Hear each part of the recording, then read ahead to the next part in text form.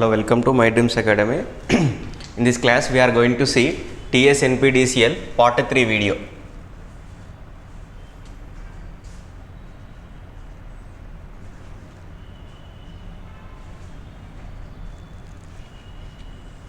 That is, in the first class, we have seen up to 10 questions. In the second class, we have seen 11 to 20 questions. In this class, we are going to see 21 to 30 questions. 21 to 30 questions. The question number 21. Question number 21. Okay. What is the question number 21? That is, which of the following is not the other name of monostable multivibrator? Monostable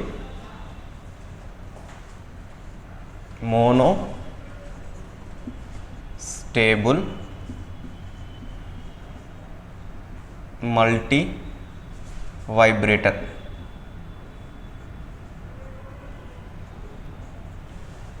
Okay, we have options. First one is univibrator,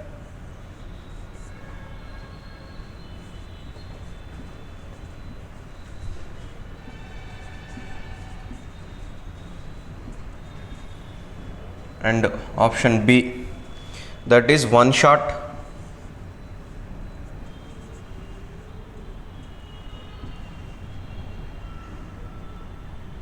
One shot. Option C, gating circuit.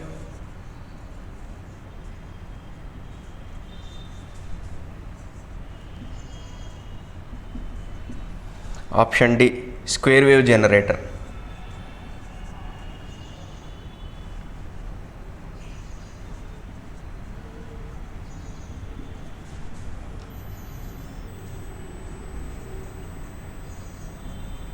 So, which of the following is not another name of monostable multivibrator? Monostable, that is means it has one stable state and one quasi-stable state. It has one stable state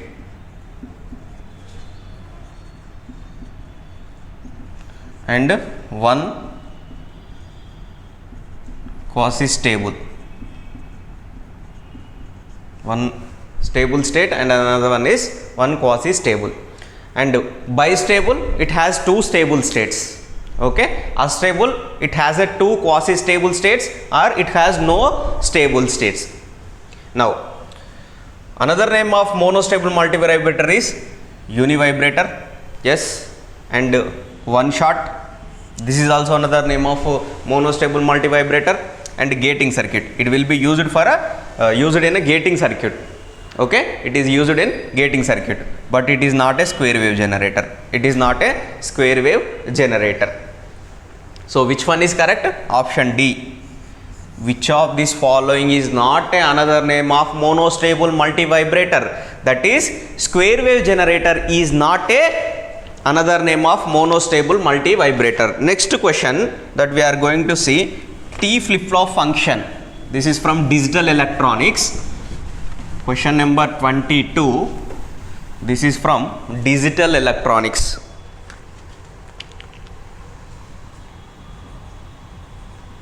That is, T flip-flop function obtained from JK flip-flop. We need to convert JK flip-flop to T flip-flop.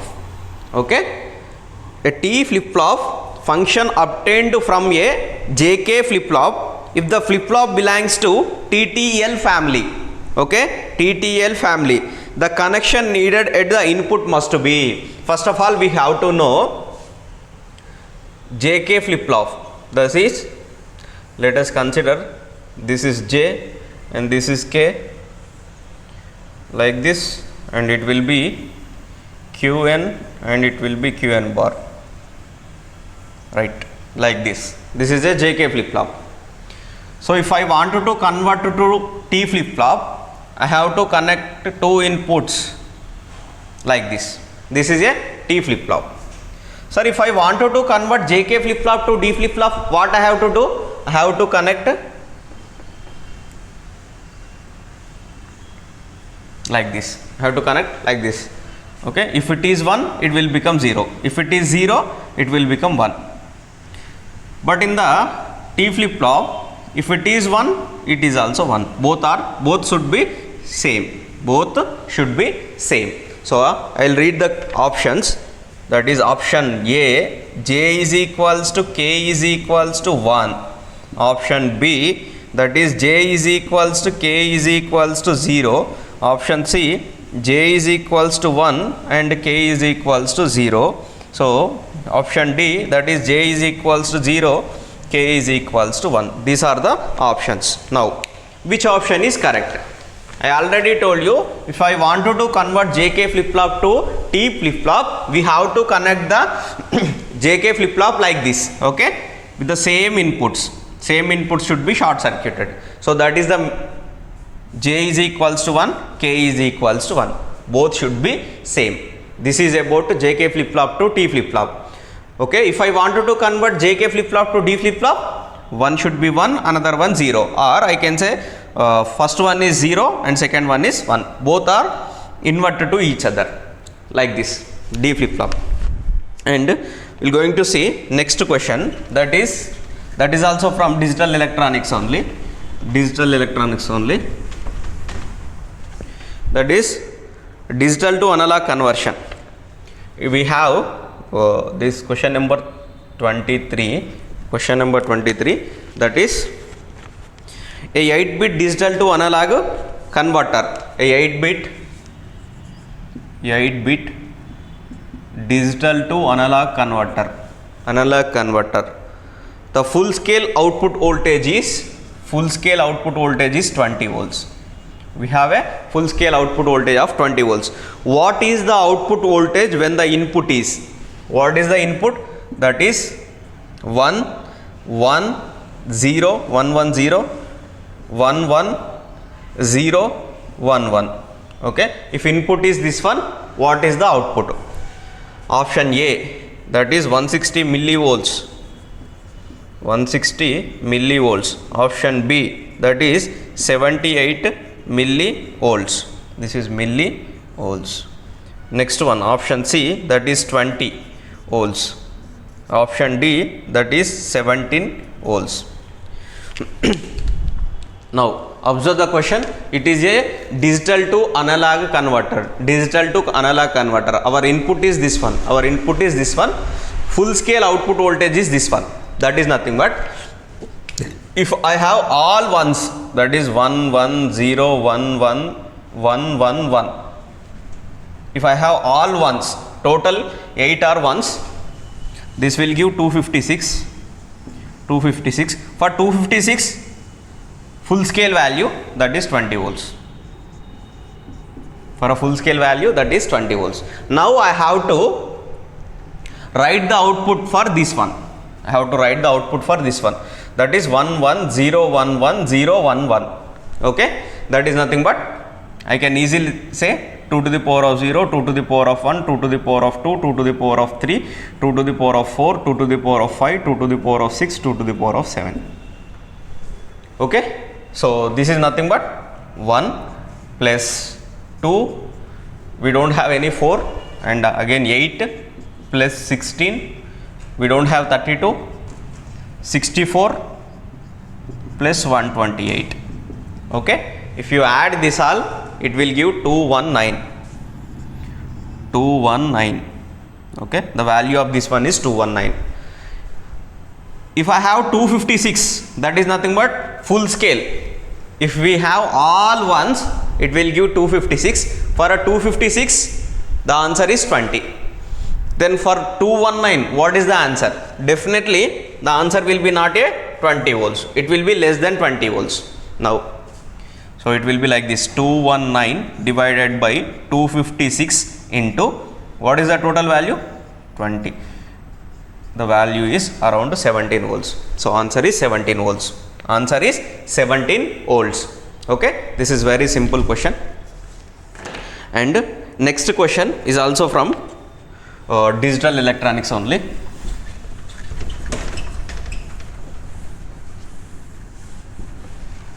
The question is, number of 2 to 4 decoders 2 to 4 decoders needed to implement to 4 to 16 decoders.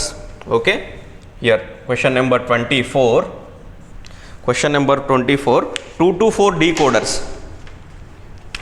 How many number of 2 to 4 decoders required to implement 4 to 16 decoders? Option A, that is 5, option B, that is 4, option C, that is 16, option D, that is 6. Now we have to see this one.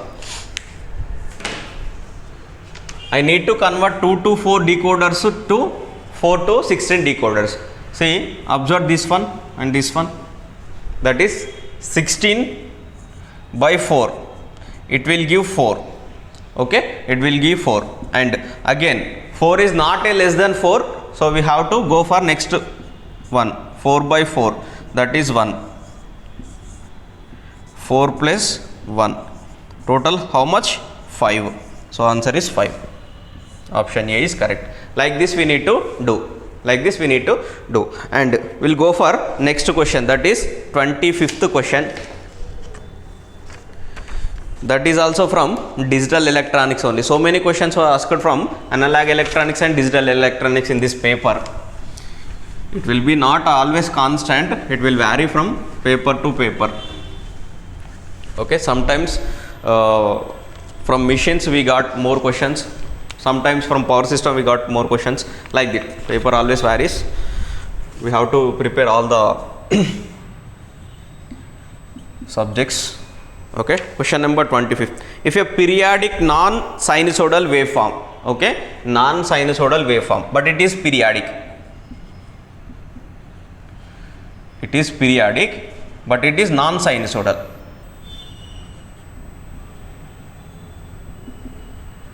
Okay, non-sinusoidal. Okay. Next, waveform of a peak value greater than 6 volts. Peak value greater than 6 volts needs to be converted into square wave. I need to convert this into a square wave. I need to convert this into square wave of a peak value 4 volts. Now the circuit which is used to be, so which circuit will be used? Option A, clamper,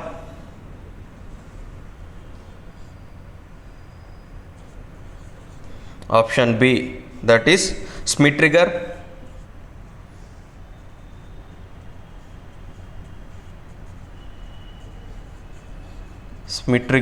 option C, that is multiplexer,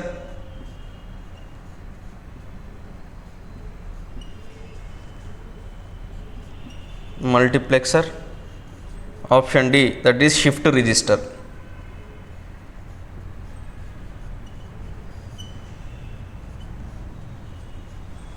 Clamper, Schmitt trigger, multiplexer, shift register. Okay, so we know about Schmitt trigger, that is Schmitt trigger can convert any signal to square wave.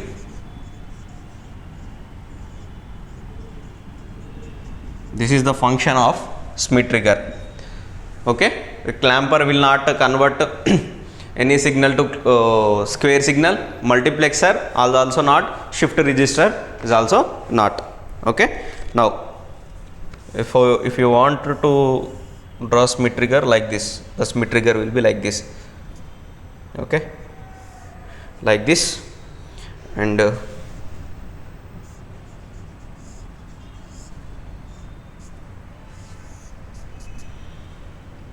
will give input. This is R1, R2, and it is connected like this. This is a Schmitt trigger. This is what? Schmitt trigger.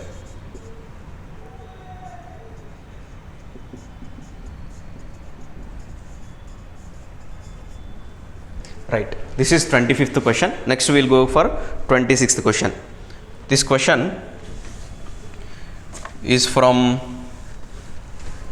Analog electronics.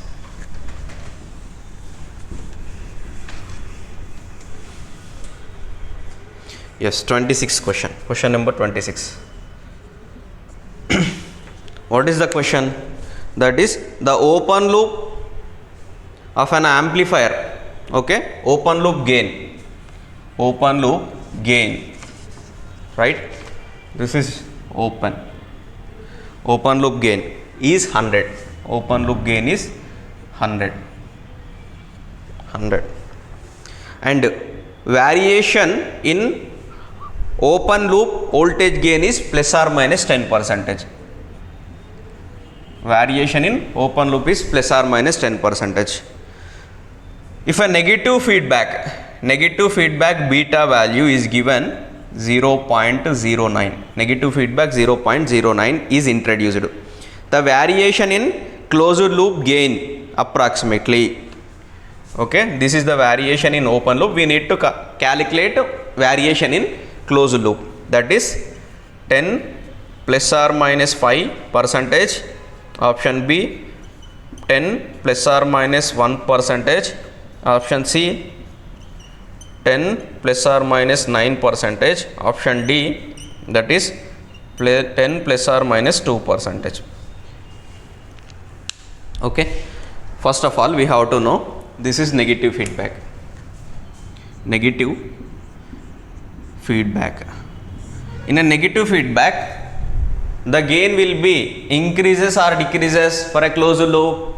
Obviously, for a negative feedback, if you convert open loop to closed loop, the gain will be decreases. If it is positive feedback, the gain will increase. You observe all values we have a 10 only. So obviously the closed loop gain is 10 only. Sir, how I can tell that is closed loop gain is 10? Like this. Okay, the closed loop gain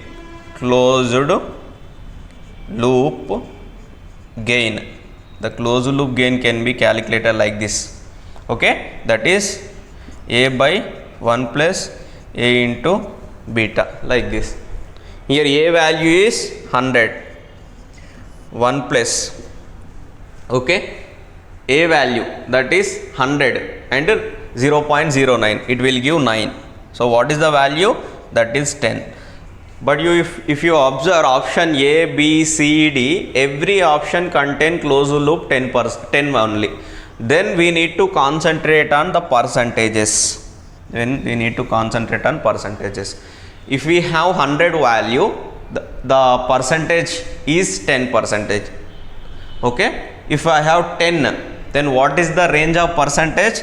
That is obviously for 100 it is 10, for a 10 it is obviously 1. So which option is correct? Option B is correct. For 100 it is a 10%, for 10 it is 1%. So what happened if I convert open loop to closed loop? The percentage of error decreases. Similarly, the gain is also increases. The gain increases and percentage of error is also increases. This is about open loop to closed loop conversion. Next question, 27th, that is inverse Fourier transform. This question from signals and systems.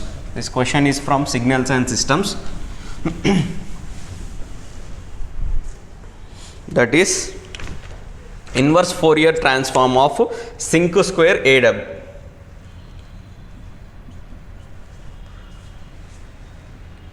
Inverse Fourier transform of sinc square A omega. Option A square pulse,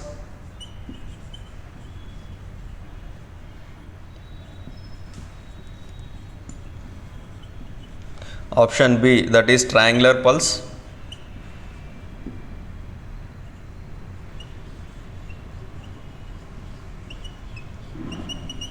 option C that is unit step function,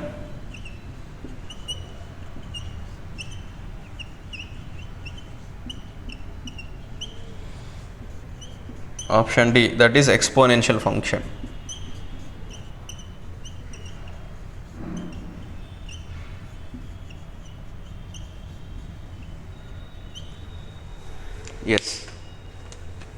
Sinc function.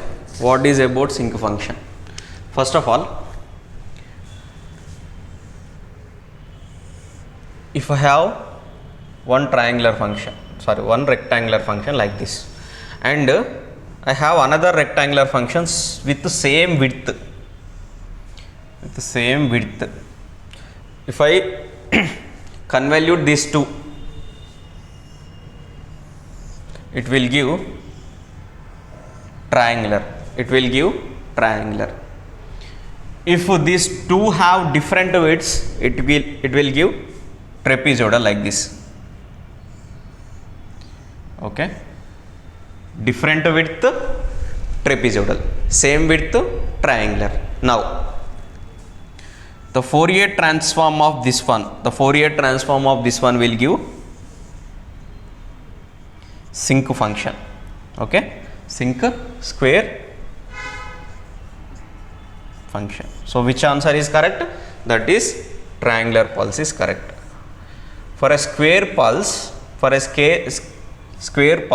it will give sinc function. If I have two square functions with the same width, it will give triangular pulse. Okay. Next question, that is also from signals and systems only. Z transform of a discrete time signal.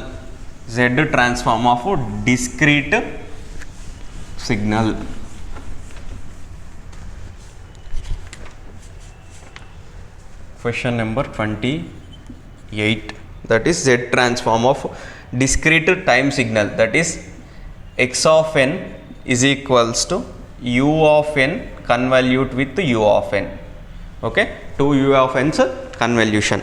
That is where this value represent convolution. So option A, that is 1 by 1 minus z square ROC, region of convergence is z greater than 1. Option B, that is 1 by 1 minus z inverse whole square ROC value mod z greater than 1. Option C, that is 1 by 1 minus z inverse whole square ROC, region of convergence mod z less than 1. Option D, that is 1 by 1 minus z whole square ROC mod z less than 1. Yes, very simple question. What is the z transform of u of n? The z transform of u of n is z by z minus 1. Okay, z by z minus 1. I can write this one like this also, that is 1 by 1 minus z inverse. What is the region of convergence for this one? That is mod z greater than 1. This is the region of convergence for u of n. This is for u of n. And again I have another u of n. The value is same, that is 1 by 1 minus z inverse. The region of convergence is mod z greater than 1. I have to convolute this one. That is convolution in the time domain, multiplication in the frequency domain. What is that? Convolution in the time domain will give multiplication in the frequency domain. So multiply these two, that is 1 by 1 minus z inverse and 1 by 1 minus z inverse. That is 1 by 1 minus z inverse whole square, and region of convergence is greater than 1. So which option is correct? That is 1 by 1 minus z inverse whole square, region of convergence is greater than 1, mod z greater than 1. This is about 28th question. Next question, that is 29th question. This is also from signals and systems only.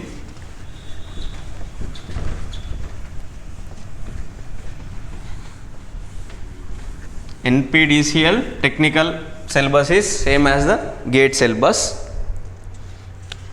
29th question, which of the following system is causal system if y of t is output and u of t is input step function? Question number 29, which of the following is causal system? First of all, y of t is equals to option A. Y of t is equals to sine u t plus 3 like this. Option B, that is y of t is equals to 5 u of t plus 3 u of t minus 1. Next one, option C, that is y of t is equals to 5 u of t plus 3 u of t plus 1. Option D, that is y of t is equals to sine u t plus 3 plus sine u t minus 3. Which of the following is causal system? First of all, we have to know which is causal system. That is present output. Present output should be depending upon past input or present input. That is what causal. The present input, the present output depends on past input, or I can say present input. So we have to see which one is correct. See, option A, t plus 3, that is future. T plus 3 is future, and also t plus 1, that is also future. T plus 3, that is also future. So, but see option B, u of t is present, u of t minus 1 is also that is past. So, present output, the present output depending upon past input or present input, that is called causal system. Remaining all are non-causal systems. What is the definition of non-causal system? If a present input depends on the future input, if the present output depends on the future input, then that is called non-causal. The definition of causal is the present output depends on past input or present input. That is the definition of a causal system. Next one, that is last question, 30. Question number 30. What is that? This is also from Laplace transform only, that is signals and system. What is the inverse Laplace transform of e power as by as? Option A, that is e power minus at, and option B, that is u of t minus a. Option C, that is t minus a. Option D, that is u minus a, t minus a, u of t minus a. Now observe the options, and we know one thing, that is if any function, let us consider f of t. If I convert this into Laplace transform, that is f of s. And one more thing, that is f of t minus a will give e to the power of minus as. Now observe here, I have one function, that is u of t. What is the Laplace transform of u of t? That is 1 by s. Laplace transform of u of t is 1 by s. Similarly, u of t minus, let us consider a, t minus a. So according to this property of time shifting, so what it is giving, that is the time shifting is nothing but e to the power of minus as into f of s. So it will give f of s is 1 by s, already we know 1 by s, and e to the power of minus as. So e to the power of minus as by s. Which option is correct? That is e to the power of minus as by s is u to the power of u of t minus 1. Option B is correct. That's all about this session. In the next session we are going to see question number 31 to 40. Thank you all.